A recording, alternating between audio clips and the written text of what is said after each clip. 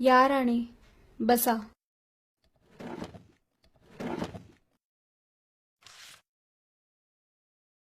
Massive cardiac failure, हे death certificate.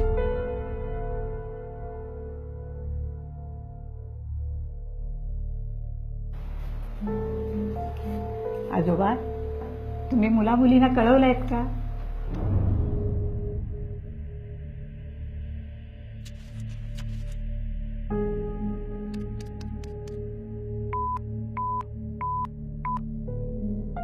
त्यांच्या मुलाचा फोन लागत नाहीये. अहो राणे, आत्ता अमेरिकेत रात्रीचे 12:30 वाजले असतील, त्यामुळे कदाचित लागत नसेल.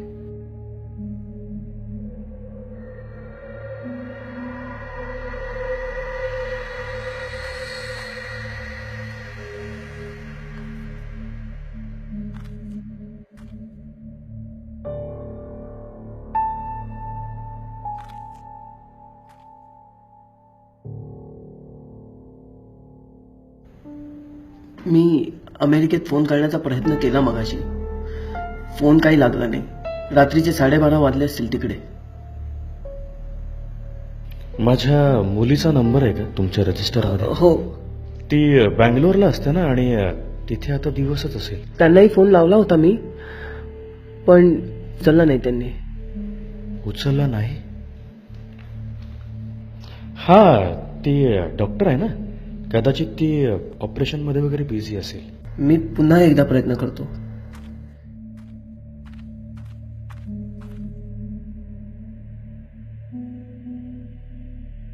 सांभाळून जा रे, काळजी घे स्वतःची.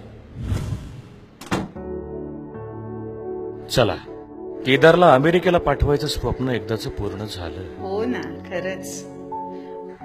काय ग, केदार अमेरिकेहून येईल ना परत? म्हणजे काय, माझ्याशिवाय तो राहूच शकत नाही. तेही खरंच. लाडका आहे माझा. म्हणजे काय, बघतोय की एवढी वर्ष. अमेरिका जवळ आहे का? पण येईल तो, नक्की येईल. फक्त फोन तेवढा लागला पाहिजे. आणि गौरी तर बेंगलोरलाच आहे. 2 तासात येईल ती विमानाने. आईवर खूप जीव आहे तिचा.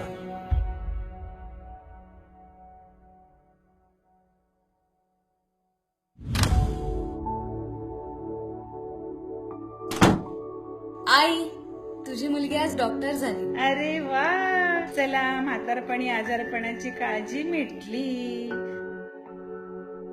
बाबा, हम्म, बाबा, तुम्ही माझ्या शिक्षणासाठी हे घर गहाण ठेवलं. आज तसं चीज झालं बाबा. बस.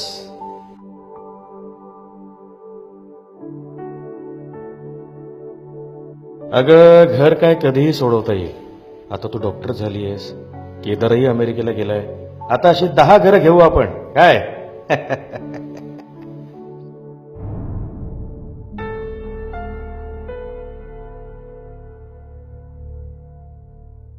अग्नी द्यायला तरी येईल का तो?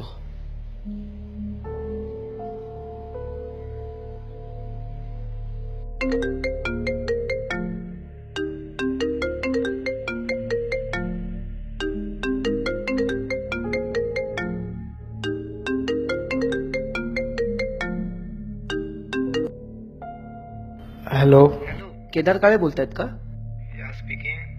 नमस्कार, मी भारतातून वानप्रस्थ वृद्धाश्रमाचा केअरटेकर राणे बोलतोय. अहो, ही वेळ आहे का फोन करायची? Sorry to say Mister Kedar, but your mother is no more. What?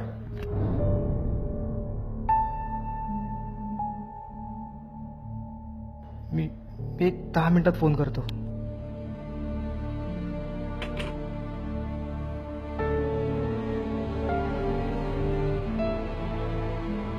काय झालं?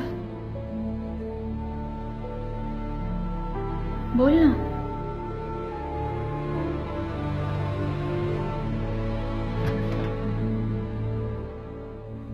गौरी, काय झालंय? आत्ताच वृद्धाश्रमातून फोन आला होता.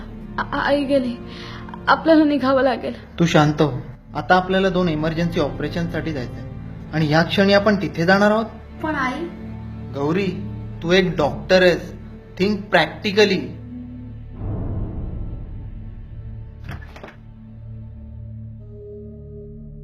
केदार, हे सगळं खरं आहे, पण तू तिथे जाऊन करणार कायस? And it's not practical. कळतंय का?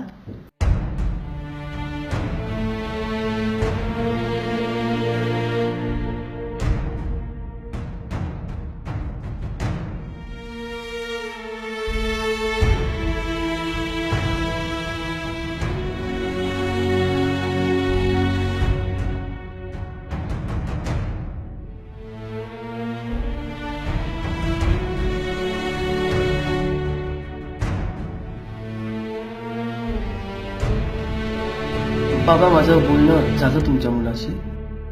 त्यांना प्रॅक्टिकली इथे येणं काही शक्य नाहीये. पण मुलगा म्हणाला, मी पैसे पाठवून देतो, सगळी कार्य व्यवस्थित करा. मुलीलाही दुःख झालं, पण निघूया. बाबा, मी आहे ना.